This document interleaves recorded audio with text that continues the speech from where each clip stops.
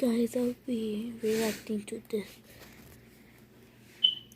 Hi, I'm Charlie. I'm 19 years old, and I spent a whole 10 hours alone with a beautiful girl. In a broken elevator. It was enough time to overcome our insecurities and show each other our best side. But everything went wrong.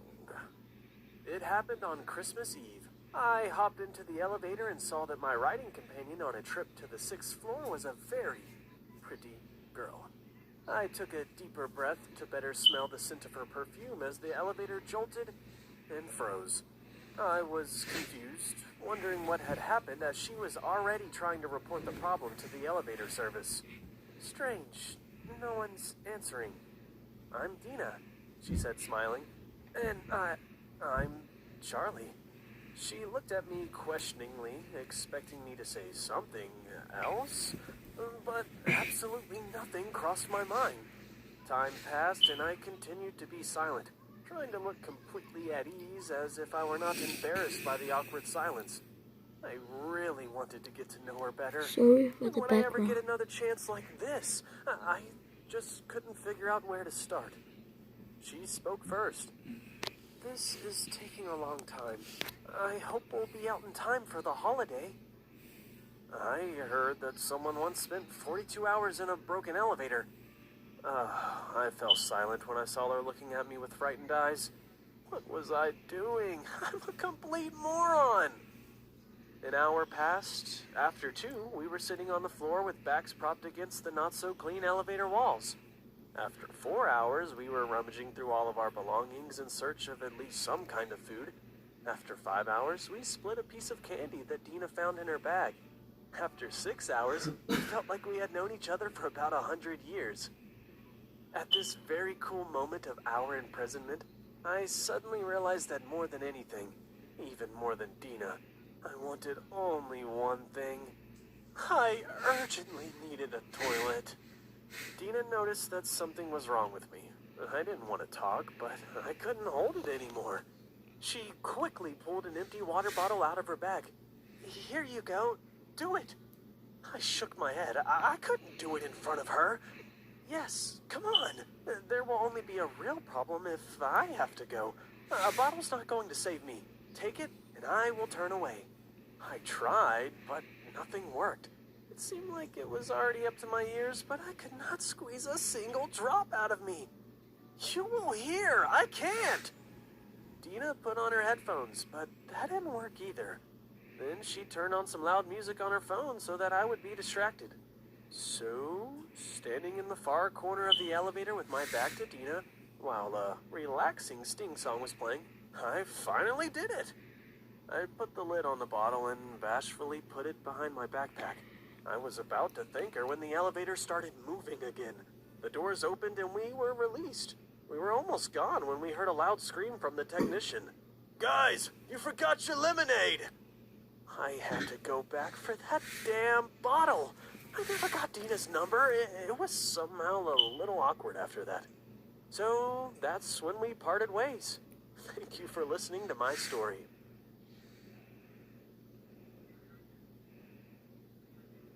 Hi everyone, my name's Marcus, and I'm 16. I'm not a fan of romantic comedies, Okay, here, candlelit guys. dinners, and all that love nonsense. I have my dog Harry, and I don't need anybody else. Every morning I walk him in a park, but on the day of July 21st, being irritated by occasional strangers in order to avoid any contact, I turned onto a small path covered with grass and leading down to the lake. But even that place wasn't empty. There was a girl sitting on a very cozy bench in the shade of an old oak. She was dressed in a long-sleeved dress, opaque tights, and closed shoes. Her thin hands were under her dark blue gloves. The whole outfit was not for that weather. Suddenly, she gave me such a simple and open look that a flicker of a smile flashed across my face. The stranger blushed and looked down, embarrassed. It was clear that my uninvited appearance was quite unpleasant for her. Trying to maintain my dignity, I've stayed there for 5 more minutes and hurried to leave. The next morning, it was the same story. Our eyes met again, and there was disappointment. She must have been annoyed by the fact that I disturbed her privacy again.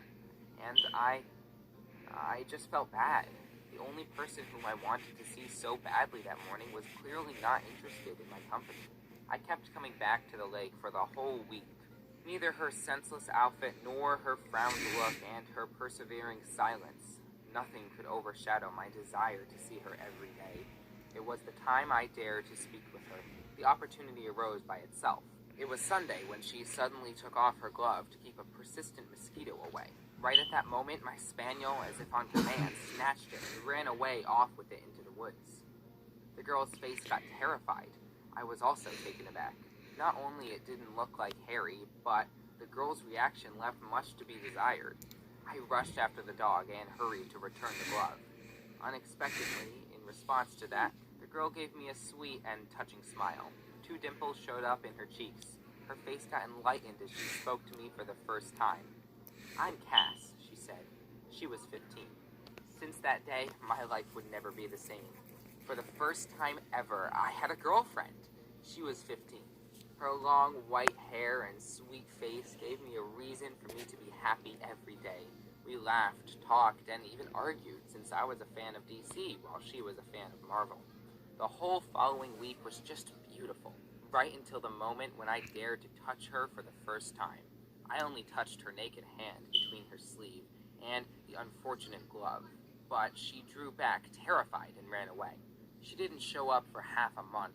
Every morning I kept going back to the bench near the lake just to find it empty. The hope to see my girlfriend again began to fade when Cass suddenly appeared. She was sitting on our place as if nothing happened, as beautiful and thin as before, in her long-sleeved dress and dark blue gloves on her hands. Then she confessed to me that she suffered from a very rare disease, and almost any touch of someone else's skin against hers caused a severe allergic reaction. Not everyone's touch was so dangerous for her. She could, endure some handshakes, but as it turned out, not mine. She showed me her hand. There was a red, scaly, irritated spot in the place where I touched her.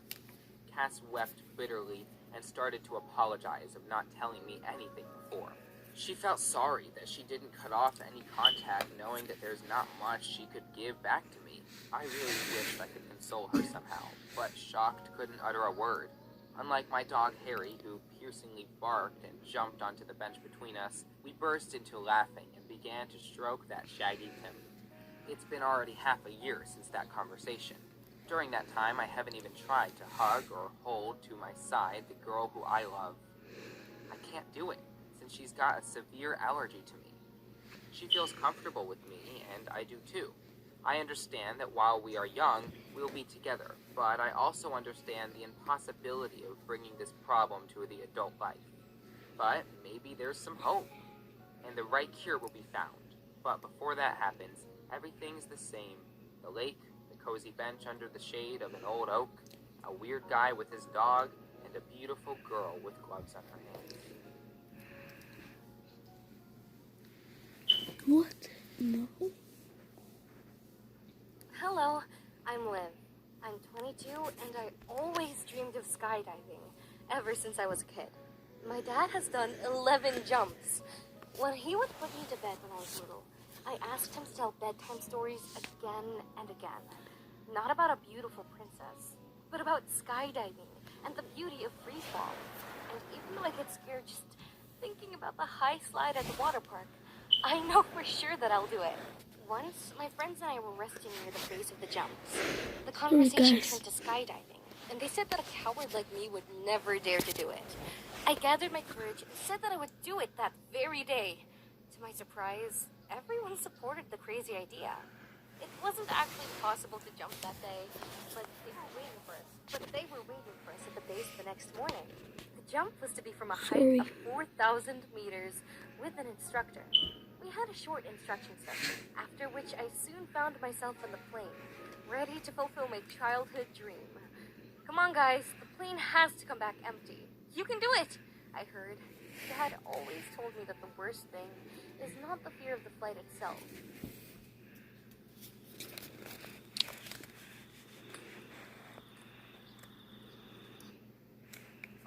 But a step into the abyss. I wouldn't have to do it this time. I knew that an experienced instructor would take care of everything. But with such a strong airflow at incredible speed, I could simply suffocate, and no one would be able to help me. I panicked. I remembered a long-forgotten prayer and began to frantically recite it to myself. Everyone had already jumped when my turn came. I got up at the instructor's command. My legs straightened, and I wanted to say something. I needed a little more time to gather my thoughts, but he immediately jumped without any hesitation or warning.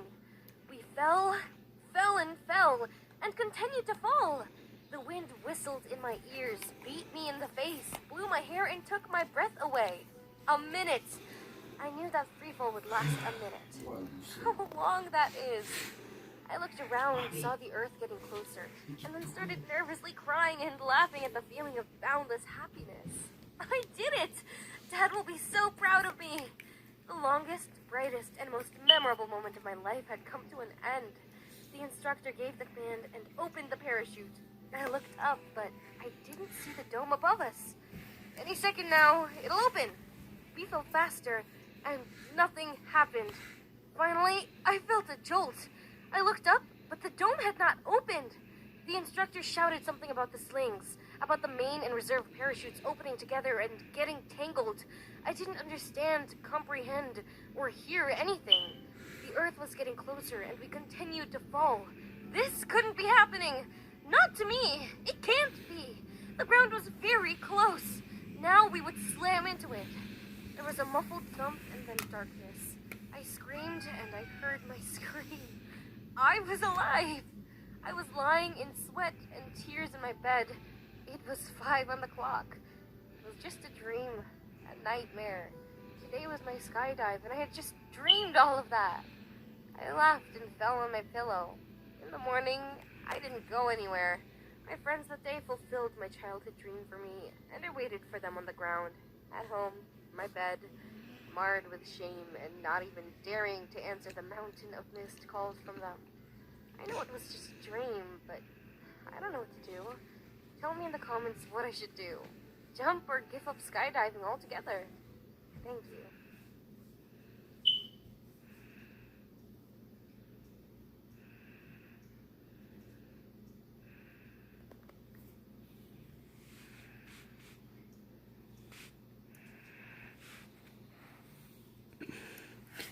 Okay guys, tell me if you like it or not. Comment down below.